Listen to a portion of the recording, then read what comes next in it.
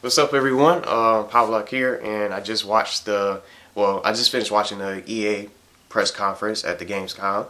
So I'm actually recording this right after the EA press conference because I'm waiting for the Sony press conference at Gamescom that's going to take place at 1 p.m.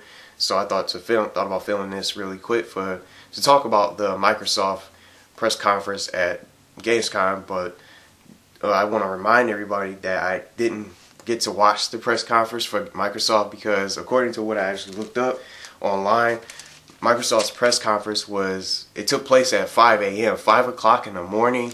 I was asleep around that time. Most people I don't know why they put that and decided to do their press conference at 5 a.m. on Easter time, because it's not only very early, but people have to get up for school, people have work in the morning. I think that was a really bad choice by Microsoft to just hold their press conference so early in the morning like that. 5 a.m. like seriously, it's way too early. People have things to do, and I think that they should have upheld the press conference later on in the day. Like, even though EA had theirs taking place at 10 a.m. and then Sony's going at 1 p.m., which is about an hour and a half from now, I think, because it's 11 a.m. right now. And I just think that they should have did it later in the day. It should have probably, in my opinion, it should have been Microsoft at 10, EA at 1 o'clock, and then Sony probably later on in the day. I think that should have been a better schedule, and I think that would have been a better idea for the Gamescom, especially for Microsoft's behalf. But I didn't get the chance to watch the press conference from Microsoft, so I just took the list of every game that they announced during their press conference today at Gamescom, and unfortunately I have all the lists of the games that they're gonna announce that's gonna come on the launch day when the Xbox One first comes out, right on the launch day. So as I go through the games, right after I go through every list of the games, I'm gonna talk about my little feelings of what I think about the press conference, even though I didn't watch it, but only looked up the highlights online and took down everything, just to find out everything that was announced, what they did, what was shown, any new updates of some sort here and there like that. And I'll just give my honest opinions of what I think about the Microsoft, and whether I'm gonna probably get an Xbox One or not, and some other things as well. So first, the first game that they showed, I don't know if they showed it or not, any new gameplay footage or any new updates and mechanics, any new features added to these games or not, but I'm just going to go through the games. So first up, we have Assassin's Creed 4 Black Flag, and some of these games I already knew about. There's nothing new. I already seen those and heard about back at earlier this year at E3 2013, so some of these games are not really new to me. But Assassin's Creed Black Flag, Battlefield 4, Call of Duty Ghosts, Crimson Dragon, Dead Rising 3, FIFA 14, Fighter Within, Forza Motorsport 5, Just Dance 2014, Killer Instinct, Lego Marvel Superheroes, Local Cycle, Madden NFL 25, NBA 2K14, NBA Live 14, Need for Speed Rivals, Peggle 2, Peggle 2, Power Star Golf, Rise, Son of Rome, Skylanders SWAT Force, Watch Dogs, Zoo Tycoon, Zumba Fitness World Party, and Project Spark. So according to what I looked up online, those are 20 new games that's going to be coming with the Xbox One right on launch day whenever it comes out. And getting to that, what I actually looked up, they didn't announce a official launch date for the Xbox One for the console. I'm really surprised about that, because I was thinking that mostly, since Sony didn't go yet, I was thinking maybe Microsoft would have an official release date for their console, for their next gen console. But earlier this year, if you guys remember, that they only said that it was coming sometime in November, which isn't. It could be the beginning of November, the middle, or maybe right towards the end, leading into December or something like that. But the fact that they don't have a release date for their console, it really makes me think, just kind of push me away about getting one, because is it gonna be the same day as around the PS4? It could be, because Sony might wind up announcing an official release date for their console, and it could somehow, some way, it might be possible around the same time as the PS4 comes out. And if it does so happen to be that way, I'm not gonna probably get an Xbox right then and there. I might just wait and get one. But it really sucks that they don't have a release day, an official release date for their console or anything like that. But out of all the games I went through, like some of these I already heard. Like most of these games, I'm pretty sure you guys heard and already know about and already seen at E3's Microsoft's press conference at E3 earlier this year. But as I go through some of these games, all these games I already seen and heard about, and not to mention I forgot these other two. I don't know if they were announced at the Microsoft conference or not, but or maybe something, or maybe by Ubisoft. I don't know what they did either. These other two games, Fable Legends and The Division, which is a PC game. I don't know if that's a PC game or not. I'm pretty sure Fable Legends is going to be an Xbox One game, but I don't know about The Division. But those are two other games that were also announced from what I looked up and kind of researched online. But these games are not really new to me. There's nothing really new other than some of these games I haven't really heard of. Zoo Tycoon, Project Spark, and Peggle 2, and then maybe Local Cycle. Those are some of the games that are probably just new, but it's cool that they're actually coming out with 20 new exclusives, and it could be good for the console. But I don't see myself buying a $600 system just to play 3 or 4 games. And all these games that I went through and announced from what I looked up they're going to be available on launch day for the Microsoft for the Xbox One, I'm not going to get all these games. I only see myself buying 3 or 4 games. If I do decide to get an Xbox One on launch day, I see myself buying just 3 or 4 games. But if I can remember correctly and just kind of remember back, just something I remember when I first bought a PlayStation 3, there was only 3 games. It's somebody cutting grass out there right by the school around the corner. But if I can remember correctly, I bought a PlayStation, when I first bought a PlayStation 3, I only had 3 games to play.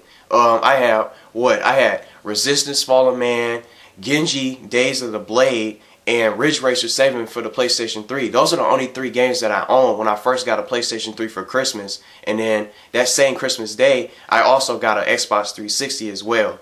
But on the Xbox 360, I only had 2 games to play that I got for Christmas. I got the new Sonic the Hedgehog from 2006 for the Xbox 360. That game wasn't really good at all. Sonic was literally too fast for itself. It was glitchy, it had problems, game bugs here and there, and it wasn't really, in my opinion, it wasn't a Sonic game. In my opinion, it wasn't really that good. It was horrible. It was just a letdown for all the Sonic fans. It's not a really decent game. It wasn't really good at all, and I wound up just quitting on the game, just selling and just trading into GameStop, and I never finished the game. It was just that bad.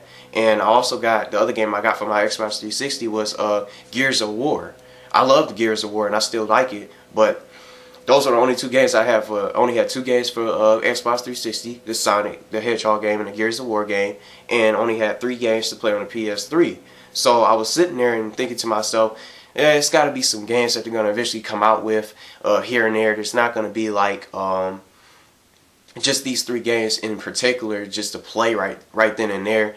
It's only just the game system's just coming out. I'm sure they're going to have games upcoming in the future, and like next year, leading to the year, because it's only the holiday season. It was just the end of the year pretty much, and just like it was very little to play, and I don't really see myself buying a $600 console just to play a couple games here and there. But from all the titles that Sony launched up, like just to name a couple of games that before I talk about a little bit about Sony, some of the games that I would consider getting for the Xbox One is just like Sunset Overdrive, Dead Rising 3. As a big fan of Dead Rising, because I love the Dead Rising games. Sunset Overdrive, Dead Rising 3, and just Titanfall. Those are just the 3 games I would just get, and maybe Plants vs. Zombies. I love that game. That looked pretty interesting to play and really fun to play with like friends and all that stuff. But those are just 4 games I would probably get for the Xbox One if I were to really go out and get an Xbox One and probably get it on launch day. But I just don't really see just all these games just going through, and it's just the simple fact that they don't have a release day, an official release day is sometime in November. It could be any day of the month of November. So there's no telling when they're going to actually have a official release date for the system, and it still keeps me on the fence of whether or not I want to get one, Xbox period, because I'm leaning towards the PS4 still, but Sony didn't go yet, and I still have an hour to wait until they go and start their press conference for the Gamescom. But if Sony has and actually has comes somehow decides to release they have an official release date for the console, it could be pretty bad news for Microsoft, because what if it's in October? What if the PS4 comes out sometime in October?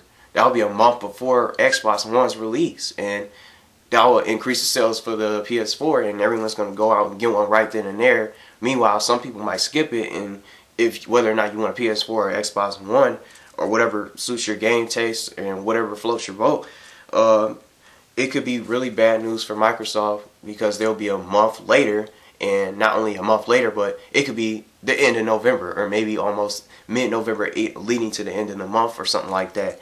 But just going through these games, some of them I haven't really seen gameplay for all these, because again, I didn't watch the Microsoft press conference at Gamescom because it was so early. I tried to find it online. I don't think it was like a repeat. I think it was a repeat, like a live showing for it, like a replay of the conference. I couldn't really find that. But once I watched the EA conference just moments ago, a few minutes ago, they have a live EA replay for the coverage of Gamescom of EA, just in case you missed it.